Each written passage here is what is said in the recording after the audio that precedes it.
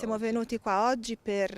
طبعی ئەوڕۆ هاتوینێرە بۆی سەردانی مەدانی شوێنەکەی بکەین بۆی بزانین بڵێن حەزمی ئەو کارەساتەی لە دوای ئەو بوومە لەرزەکە لەو شوێنیداوە حەزمەکەی بزانین بارەیەکەینەوە هاوکاریەکانی خۆمان و بەردامی بە هاوکارەکانی خۆمانە بێن بۆ هەرێمی کوردستان و زۆر سپاسی هەرێمی کوردستان و محافەزەی سلێمانی و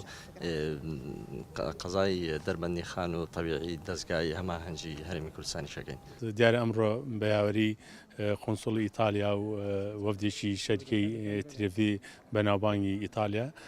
سەردەنی دەربەندی خانمان کرد و لە نزیکە ویستیان کە شەریکەی تراوی بزانێ ئەو کێشەی کە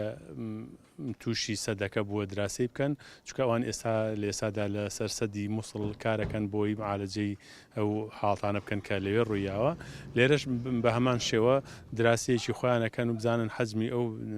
خەسایر و ئەو حاڵەتی کە تووشی بۆچی ئەتوان بکرێت بۆ چاسەکردنی و قۆنسڵیش جەنابی سەردانی ناو دەربەندی خانی کرد بزانێ حەزمی و کارەساتی کە لە ڕووی بیناوە لە ڕووی خەڵکەوە چی ڕوویاوە ئەو هاوکارانی کە خۆشیان هێناویانە کە تەوزیعکرا بینیان کە بە سوپاسەوە ئیدارەی